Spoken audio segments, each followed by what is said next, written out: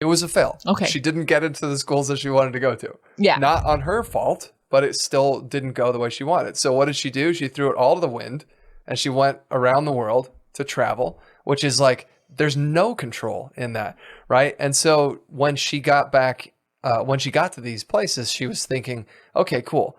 I just succeeded at a thing. She said she was often really like felt alone and scared. And this is like before the internet was everywhere and Wi-Fi and cell phones and stuff. And so the idea of reinforcing, quote unquote, good behavior, instead reinforce success, reinforce those wins, remind yourself. She said, review your history, see where you've succeeded in the face of adversity. Then you can conclude that you've succeeded even when you didn't have control. It didn't go the way that you wanted, but you still were able to succeed. So ultimately that allows you to look forward into the future and say, even though I don't know what's going to happen, I know that when I didn't have control in the past, I was still able to succeed. Welcome to the Be It Till You See It podcast, where we talk about taking messy action, knowing that perfect is boring. I'm Lesley Logan, Pilates instructor and fitness business coach. I've trained thousands of people around the world, and the number one thing I see stopping people from achieving anything is self-doubt. My friends, action brings clarity, and it's the antidote to fear. Each week, my guests will bring bold, executable, intrinsic, and targeted steps that you can use to put yourself first and be it till you see it. It's a practice, not a perfect. Let's get started. We hit 200. Holy cow. You're listening to the 200th episode. This one, right now, in your ears. I mean, that's insane. 200. Okay, so we actually got here much sooner. And we weren't really paying attention. That's what happens when you're having a good time. And so we have not put together to another episode like we did for the 100. However, we wanted to take a moment to celebrate because you should celebrate your wins no matter what mile markers you put. So happy 200 to us. We would not be here if it wasn't for you. So I just want to take a moment and say thank you. And I'm celebrating you today. So jump up and down. And I'm moving around in my seat and and I just bumped the table, which everyone hates. Anyways, thank you again from the bottom of my heart to our teams, to everybody who touches this episode, including your ears. You have no idea how much it means to me. We are sitting in the top 2% of all podcasts in the entire world. That is like, do you know how many podcasts we've beaten out because of you guys? So that tells me you'll love it. You're going to listen to more of them. And I'm just so freaking grateful. And now, today's episode. Welcome back to the Be It Till You See It interview recap, where my co-host in life, Brad, and I are going to dig into the untraditional combo I had with Hillary Billings in our last episode. I think I'd also call it expanding. I think we should just stick with expanding because the untraditional, yes, it's untraditional, but she really digs into expanding. Yeah, she's like an expander.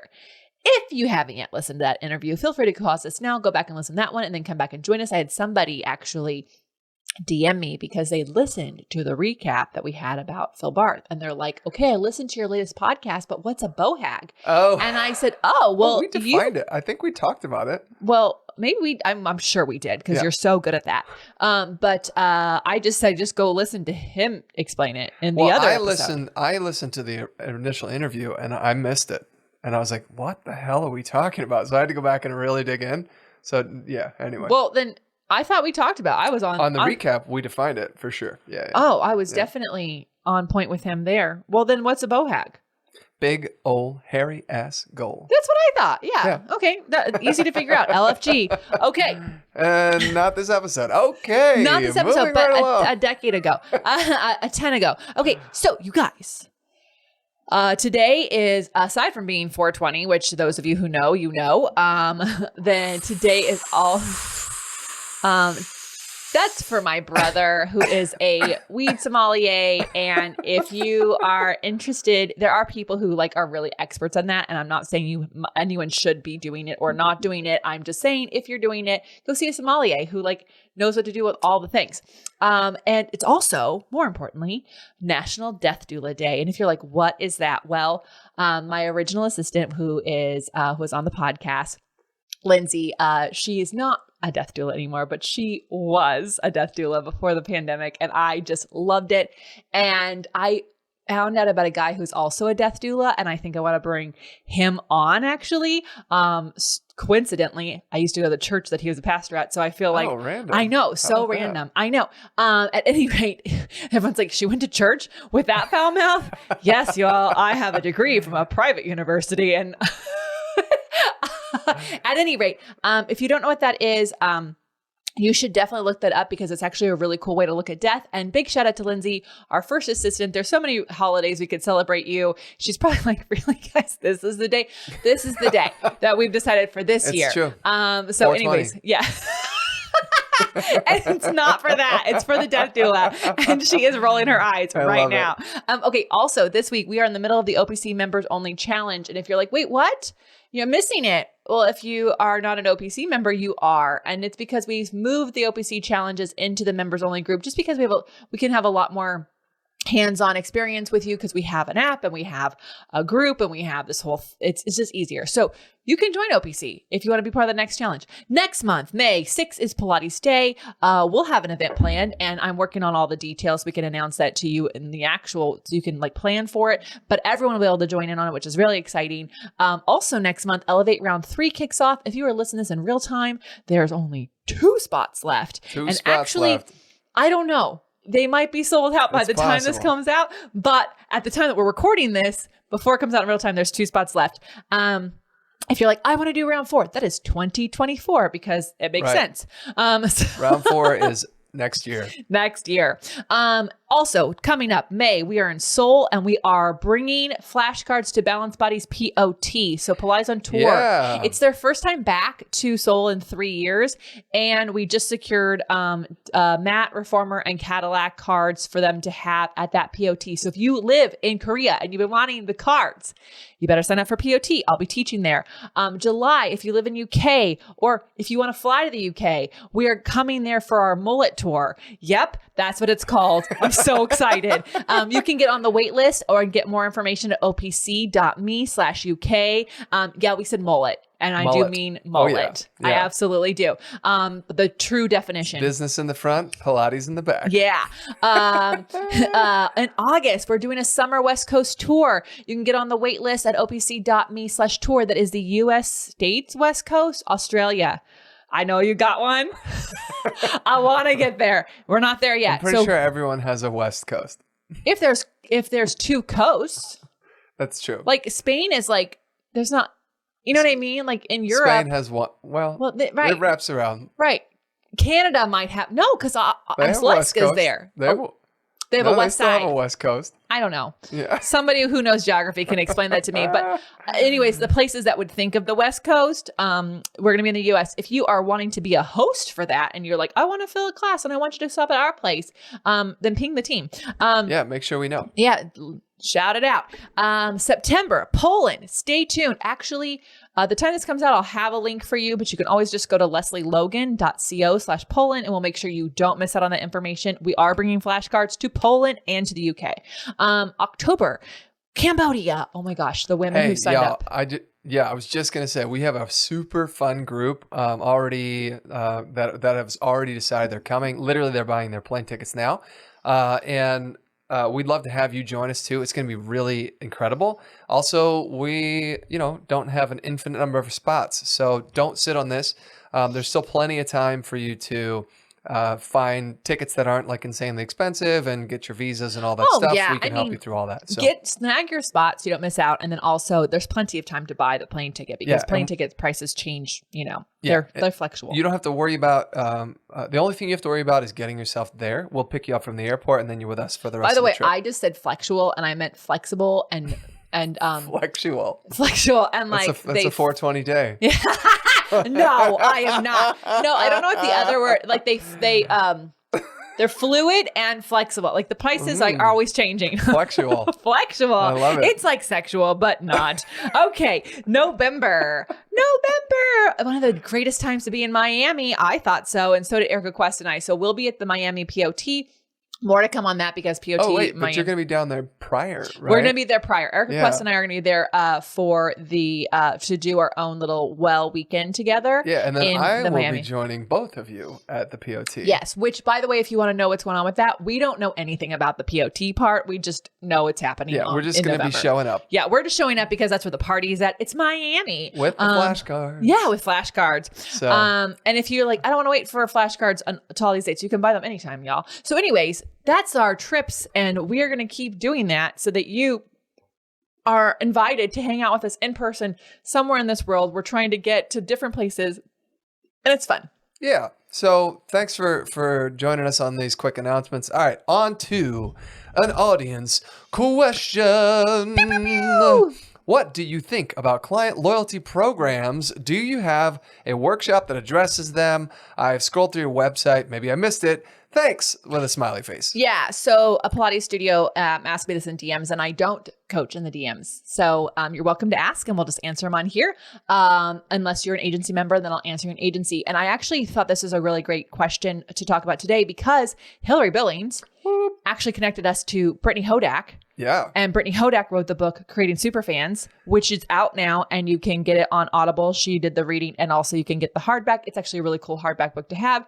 And we will have her on the podcast. Her episode's going to drop, I think, sometime in May. So the reason I bring this up is I just don't really, I stand by you. It's really hard to pay people to talk about your product. Yeah. It's tough. It's really tough. So unless you're paying them like $1,000. Yeah, I mean, it's tough. Well, here's the deal. We have affiliate programs, like so. You can call it a client loyalty program or an affiliate program. We have those, and we let our people sign up for them because they're going to talk about anyways, and we want to reward them for that. However, we don't push it. So I'm not like, hey guys, it's the month of May and any new member you get paid double. Right. And the reason I don't do that is because I really do want the referral to be authentic and genuine. Someone asks them or they're talking to someone and they think that this is the appropriate thing for them. Regarding studios with client loyalty programs, here's the deal. People actually want you to solve the problem that they have. That's why they hired you. And what I would recommend you do is actually become obsessed with solving their problem as quickly as possible and making sure that they have the most amazing experience, that they just can't wait to tell their friend about it. However, the truth is that there are influencers out there that make their money off of being an affiliate. And there are programs out there that can be really great client loyalty programs. What I would say is without knowing your business, if you don't have a big studio with multiple teachers and tons of classes every week, the client loyalty program is really hard to keep on top of mind because you need a team and you need enough people to actually be like winning the things that people, it just becomes another thing you have to manage. Well, but also, I mean, your program doesn't have to be this formal, dedicated, like written out, sign a contract program. It can literally be like, hey, thanks for referring Susie. Here's a $50 gift card to the Italian joint down the street. Yeah. And I guess, and also like and you could also not have a program and just like have set up in your thing that anytime someone's a client that a year from now, you're alerted so that you just send them something like that. Yeah, that'd be cool. Why have them sign up for a program that you could just surprise them with something? Yeah. Or their birthdays, you do something special. I'm going to steal something from Brittany. In her book, she says, why not? Like, of course, absolutely, definitely celebrate their birthday with them. But what if you just set a reminder to celebrate their half birthday with them? That's a fun idea. Yeah. I like that too. So that's really fun. So I would just say, like, what do I think about them? I think they can be great. I don't think that I don't think that is the thing that's going to make or break your business. Well, I don't think that's the thing that's going to get your clients to refer their friends. No. It's just a nice perk that keeps you top of mind. That continues to reinforce how much they love you, unless you're running like a true affiliate playbook, these are more like really fun relationship building perks. Yeah, I mean, and also like if you're thinking, well, I just want to celebrate how many classes they come to or how long they've come, I would just do it without having a fancy smancy program. I would just do it. I'm not opposed to that though. Like if you have a really happening studio where you're running group classes all the time, having a loyalty program where like when somebody hits 100 classes, 250 classes, 1,000 classes. That can be an incredible driver Yeah. for people to come back often and to really participate as much as they can, because they want their name on the wall, or they want the coat that you're going to give them, or whatever it's going to be. Yeah. I mean, you'll but if read that's not the style of studio you run, then Well, also, you'll read in her book, because you're all going to read her book because she's going to be on the show, but you'll read in her book that, like, yes, people are accustomed to getting emails like, this is how many classes you went to this week, this is how much you did this, but it doesn't mean, like, Peloton emails me every week. They don't send me any gifts. I still open the email. I still use my Peloton. So you don't have to gift them things all the time, but you can give them shout outs from time to time. And I think the thing that I'm afraid of saying is, like, yes, have a loyalty program. And the solopreneur is like, how do I do that? I have like 9 clients. Yeah, so agreed. I really think that, it's not going to be the make it or break it. This for you. Every person can reward clients with some sort of love note at different points in the journey with you. You don't have to have any fancy technology for that. If you are a big studio who has the team and capacity to include this, fine, do it. But if you think it's like, oh, this is how I'm going to get to my 7 figures or my this figures, no, your actual treatment of clients in the studio before they work with you, when they left you, that is absolutely going to make the difference in your business. The client loyalty program is extra icing on the top. Yeah, no, I'm with you 100% there. Okay, great. Thanks for agreeing with me. Yeah. Okay, let's talk about Hillary Billings. From the beaches of Nicaragua, Hillary's adventure began as a travel blogger. She became Miss Nevada, and today she is actually a sought-after brand strategist and speaker. Side note, lion tamer? What? I don't even know. I need to learn more about this. Oh, you guys, we had her speak in the agency group, and she's a lion tamer, or was a lion tamer. Hillary uses psychology to gain attention for companies both on and offline in a content-saturated world. And she and her partner actually have this amazing company where they are teaching people how to make content that is viral. And I know that's like the gimmick word, but they have a very scientific approach to how they analyze content that could and should be viral. And if you can hear our dogs in the background, they're being hilarious right now. Yeah. But it's kind of amazing. We're actually Lesley and I are about to take her boot camp. Attentioneers. And at the time you've listened to this, we've already taken their boot camp. Yes, that's true. We'll put the link to the boot camp below. Yeah, we shall. Yeah, we have a link for you. Cool. Anyways, she's just, I mean, like, talk about like a cat who's lived 9 lives. Yeah. Oh yeah. 100%. Like I definitely was like, every time she kept going with her story, I was like, what? And what? And what? I know. Also so cool. So, and we talked about this on the episode. She did like scientific research. She basically put herself through college on scholarships.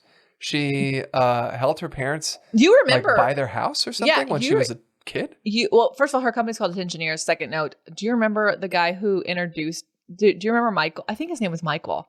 He wrote that book about his journey, and like, he's the one, he's like, oh, my friend is Miss Nevada and she lives in Las Vegas. Let me introduce her. He's the first person to introduce me to her in June of 2020. Right. So we were introduced to her multiple times over multiple years, and it took until this year to finally connect the dots. It's like you and me getting together. It just took the universe a lot of extra work to get you to pay attention. Yeah. Anyways, all right. Let me tell you what I love that she said. Reinforcing good decision-making behavior. So she talked a lot about, there's a couple different examples she gave, but first of all, celebrate the micro decisions. So remember when she was talking about when she's traveling, like, and she was alone, she would find a place to have breakfast and then she'd celebrate. Look at me. I like found a place at a foreign place to have something I like to eat. And like, that's really amazing. And I think, especially the women listening to this, if you're listening to this, hello, perfectionist, recovering overachiever, that means you.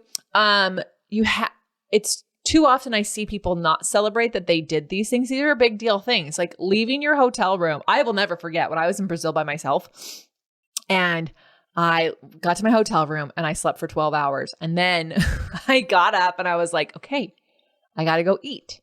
And I was like, what am I going to eat? And I Googled and like, everything is in Portuguese. And I like walked to the place and I got the breakfast and then I walked back to my hotel because that's all I had researched. And I was like, I did it. I did that. And these are the ways that you build confidence. And also when she talked about her horse, like she would give like little, are they called like muffins? Cookies? Like her horse was a skittish horse and not, and I'm not saying your horse, but like, nor was Hillary, but like you give the cookie to the horse to reinforce the good behavior, then they're less scared of the thing. And so you too need to give yourself a cookie every time you do something that is like outside of your comfort zone. And it doesn't have to be 10 feet outside the comfort zone. It could be a millimeter. Yeah. For her, bigger picture of this was she had been in control. Like she grew up in an environment where she didn't have control. Her parents didn't have much money. She didn't have much luxury or any of that stuff. And then she put herself through college by taking control. Yes. And then she got rejected from all the colleges that she was trying to go to. And also, just like every millennial, we had you do this and then you do this and you do this. So you get straight A's in high school. Right. You do all the sports and you have a job and you apply to colleges and you volunteer and you do 17 things and you do it and it's picture perfect and you get into the thing. And then she didn't get into the thing. And it was a fail. Right. Yeah. So, but it was a fail. Okay. She didn't get into the schools that she wanted to go to. Yeah. Not on her fault, but it still didn't go the way she wanted. So what did she do? She threw it all to the wind. And she went around the world to travel, which is like, there's no control in that, right? And so when she got back, when she got to these places, she was thinking, okay, cool. I just succeeded at a thing. She said she was often really like felt alone and scared. And this is like before the internet was everywhere and Wi-Fi and cell phones and stuff. And so the idea of reinforcing, quote unquote, good behavior, instead reinforce success, reinforce those wins, remind yourself. She said, review your history, see where you've succeeded in the face of adversity. Then you can conclude that you've succeeded even when you didn't have control. It didn't go the way that you wanted, but you still were able to succeed. So ultimately that allows you to look forward into the future and say, even though I don't know what's going to happen, I know that when I didn't have control in the past, I was still able to succeed. Yeah. And there's an upcoming episode, spoiler alert, that what's really cool is when you do things like this and you celebrate those wins and you give yourself a cookie, you start to have these moments where you can recognize you can count on yourself. Right. And that is so key for showing up when you don't know what's going to happen, because I know, like when everything hits the fan, I'm like, I know we can count on ourselves. Like I might not be able to count on this technology or this company or this thing, but I know I won't let myself down. You won't let ourselves down. So like, so anyways, but that comes, you gotta actually like recognize that. Yep. Yeah. 100%. What did you love? So I loved the idea that you can't do it alone. And it is whatever it is that you might be. We all need help, right? And we need to know when to ask for help and how to get it. And this stood out to me because of my entrepreneurial journey and experience and being in the band and doing all these things. I just assumed that I have to do it myself, whatever it is. And she kind of laughs at that and says, hey, even though you made the decision to go to breakfast, you getting breakfast, you had help getting breakfast. You had to get there. So maybe you took a ride. You had help from someone. You had to order. You had to get help from someone there. They had to have the food. That means there's like a whole supply chain and farmers and like people driving it to the restaurant involved, right? So I think that it's really funny that we think, I did this on my own. Maybe you set up a studio in your house. I did this on my own. Did you make the equipment? No, you didn't. Right. So you had help, even if it was a company. Hi, Allison Whipple, even if you did make the equipment yourself, somebody made the wood. No, her partner made Okay, but right. Also, well, I'm just saying maybe let's just for the example that I'm trying to make here, let's just say that she made it. Somebody else made the like metal hooks and somebody else made the springs. Like she didn't make the boards that she bought. I mean, all the things. So like we have this weird concept that I have to do it myself in order for it to be a win in my book. And I think that we can dispel that notion.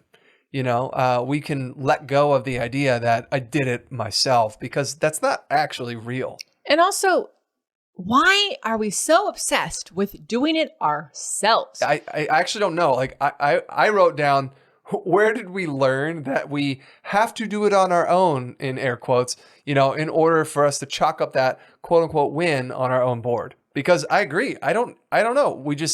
I think must be just this like natural inclination. And I think that we should let that go. I think it's because somebody gets an award. So like when people get an award in school, you get an award. You get an award for the spelling bee. They don't go, and your teacher got an award, and your school got an award, and the janitor who made sure you had a clean classroom got an award. Like, they don't do that. But like every single person who you've ever heard a speech get an award thanks somebody. That's and true. If they miss someone, that makes the news. But everyone thanks somebody. So anyways, stop trying to do it all on your own. So many people want to help you. There are so many people who are like literally like going, oh my God, I'm so good at copywriting. And you could just hire them. They don't want to be the face. They don't want to do the things. They just want to write words down that sound like you. That's what they want to do. They need you so that they can do the thing that they want to do. Anyways, okay. Love it. Ad break. I'm trying not to sneeze. Well, now's the right time to sneeze. Do I want to look at the light to sneeze or not to sneeze? Look at the light. I don't know. People have all these things that help you stop sneezing or to sneeze. I'm not really sure. I pinched the ridge of my Yeah, nose. you don't have I have a piercing. Pinch above the piercing, all the way up, as high as you can That's go. a bone. Just below the bone. Put them together. Push the fingers together. Just push the fingers together. Fun for me. Okay, let's talk about those be it action. All right, coming back in. All right, so finally, let's talk about those be it action items. What bold, executable, intrinsic, or targeted action items can we take away from your convo with Hillary Billings? Speaking of travel to Cambodia. Yeah, so she said travel to get uncomfortable. And she said this is something that really was something she was able to do more in her 20s when she wasn't, owning a horse and like had a place and stuff like that here in Vegas. But travel to get uncomfortable. And then while you're uncomfortable, figure out how you can make it comfortable. And that will help you create this confidence, like we talked about earlier, that you are able to survive through situations where you don't necessarily have control. Yeah. She said today she uses different tools in order to find expansion and the growth that she's wanted. But travel is an amazing way to do it. And we absolutely recommend joining us in Cambodia because it is a little bit scary, but it's also so rewarding. Well, let's talk about scary. It is scary to be on long flights. It is scary to go to a place you've never seen before. The scariness is just simply the unknown. Yeah, it's the unknown. Yeah. But it is very safe. I mean, Something to be Lesley scared and I about. have gone so many times. Yeah. Her dad has joined us. He's 70. He's almost 71. He's joined us 3 times now in the last 3 years. COVID fucked it all up. But yeah, he's joined us 3 times now. At any rate, yeah, I do. There's something about travel that really helps you like get comfortable with uncertainty and unknowing, and especially when you're with people who know the things. So there you go. It's like a cheat. I love it. It's like training wheels. And it's one of the, you mentioned this earlier about when you were in Brazil. I remember the first time, that I was in Cambodia by myself. Oh yeah, you went without me to get the house. To get the house, and it was just me, and I was in a new neighborhood. I didn't really I still had a couple of relationships there, but they were working and busy, and I had to basically do the same thing. Like, where do I go get breakfast? And I couldn't even Google it. It wasn't like no, because all the places to get breakfast, they don't have a website. Yeah, so it was like, all right, I guess I'll just get on my bicycle and ride up the street and see what happens, and then okay, that's enough, and I'll go back. And, and then obviously the more you do it, the more confident you get. And now today we know we have relationships with most of these places. So except for the people that make my bananas and my there's Those all these amazing ladies, carts, but they move. They move around. And And my lady, she takes random days off, and then some of them will roast the bananas, but they won't make the potato cakes, and some of them like and they only make it in the morning. And it's just I just really want it. I want that to be certain. Anyways, this is me complaining. At this point, let me talk about my takeaway. Do it. Okay. So she actually also, in her Beat Action Items mentioned Lacey Phillips. Too Big Magnetic is her podcast, and we will work on getting her on. Hillary, let us know. Okay. So, there's 3 components to manifesting the life you want. So this is what, Lacey Phillips created. So the step number 1 is always be expanding. If you're like, what?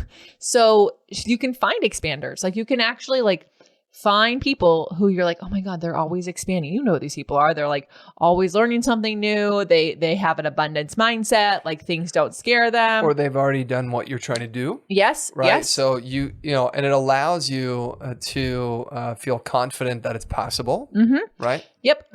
Second step, unlock limiting beliefs. So first, this is like, goes back to the artist's way. If you have a limiting belief, like whenever you say, I can't do that, there's your sign. That's a limiting belief, or that won't work for me. Or no matter how kindly you say you can't do that to yourself. Oh, I can't do that. I'm never this thing. No, you're still holding on to a limiting belief. Oh my gosh. Yeah. So that's a limiting belief. So first of all, like, you have to actually feel deserving and worthy of receiving what you want. So that's a place worth exploring. And then, do you believe that what you want is possible? Right. So you have to, which goes back to the expanders that you surround yourself with. And then, see to believe is a reprogram that you can do. Well, this idea that we have to see it to believe it. Yeah. You know, like there's a sense that it's helpful, but it's not necessary. Well, also, like, there are so many people who've done things in parallel lines of work or ideas. Hello, August. There are things that are in parallel lines of work. Let me put this on the YouTube. This is what we're working on. That you can use, right? Like in my world, I'd never seen people do what I was doing with the flashcards, but tarot cards were in existence. So like, sure. You can find different evidences to prove, but also don't use like, well, it's never happened before, so it won't work. No one landed on the moon before someone landed on the moon. So hello, right? And then lastly, like really understanding what it is that is standing in the way of your fears, and like get really honest with it. Like say it out loud. So in the artist, the fears that are standing in the way of your belief. In the artist's way, she actually has you like say some affirmations. And when you say them, if there's any cognitive dissonance around it, she asks you to like figure out who told you that. When did this start happening? When did you have this thought? When did this thing come up? And then that is going to help you figure this out, because you have to unlock those limiting beliefs. And lastly, which is what we called my brother, Lesley, lastly, take aligned action. So this is like, remember, action is the antidote to fear, and action brings clarity. And so aligned action, I think, can actually sound a little like on the double woo side, like take aligned action and like, you know, whatever. Aligned action just means like take a step that is actually is in alignment. I hate using the word in the definition, but goes along with what you are actually trying to have and do. So if you are wanting, I want a new hobby. If you've been listening to this podcast for 2 years, I've been working on it. You guys have been working on it. So taking an aligned action, it doesn't have to be perfect. Like the things that I have tried as hobbies have failed. It's nothing against them. It's just, it didn't work for me. So I can't go, I'm never going to have a hobby again. That'd be a limiting belief. Instead, I'm like, no, people have hobbies that are my age, who have their own businesses. I'm looking for these expanders.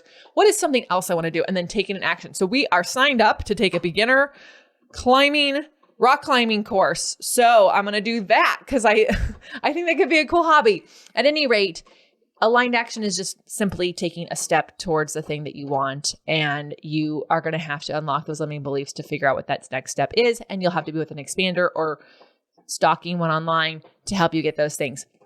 All right, I'm Lesley Logan. And I'm Brad Crowell. And the dogs have lost their minds, so we're going to wrap this up. We are so grateful for you. Truly, you have no idea. Brad and I actually spent a week at a podcasting convention. Conference, yeah. Yeah. And all I could think about was you guys. And as I was listening to all these different sessions, I was like, is this going to actually work for them? Is this going to help them? Is this going to help us get more listeners?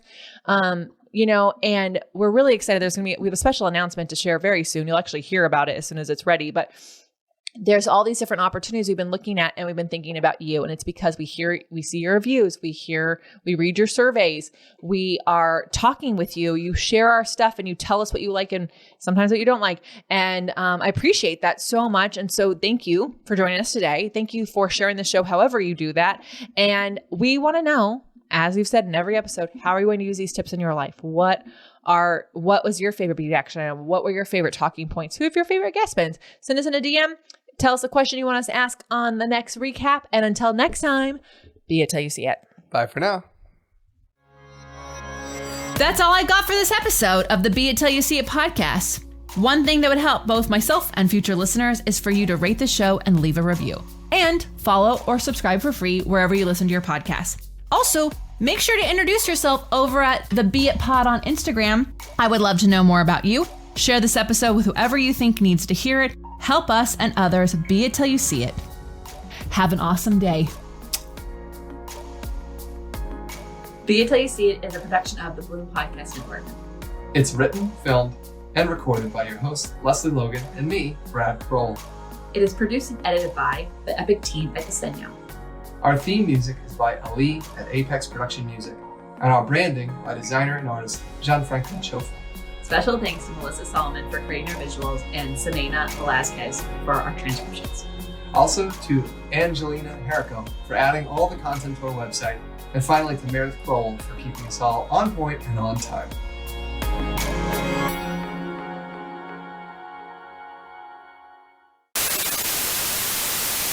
All right, getting started. Wait, hold on. Hold on.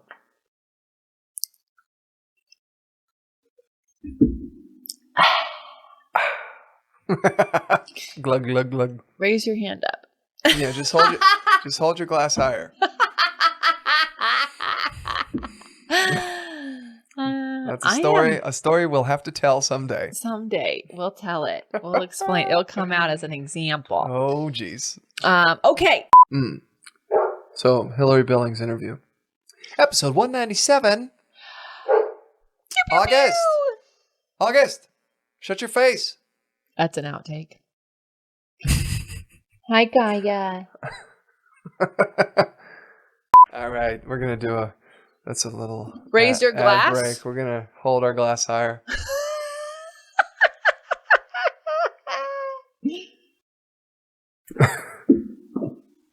It made sense to me. What is she doing over there? Yeah, we're talking about you. What are you doing over there? Hey, you. What is it? What are you doing? Are you trying to scratch your back? Do you want me to scratch your back? No, she should stay. Good girl. Okay. Good girl.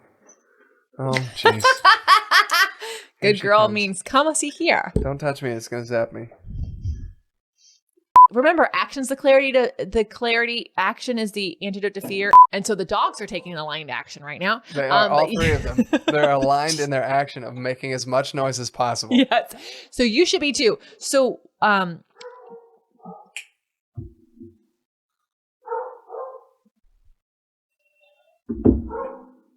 go outside.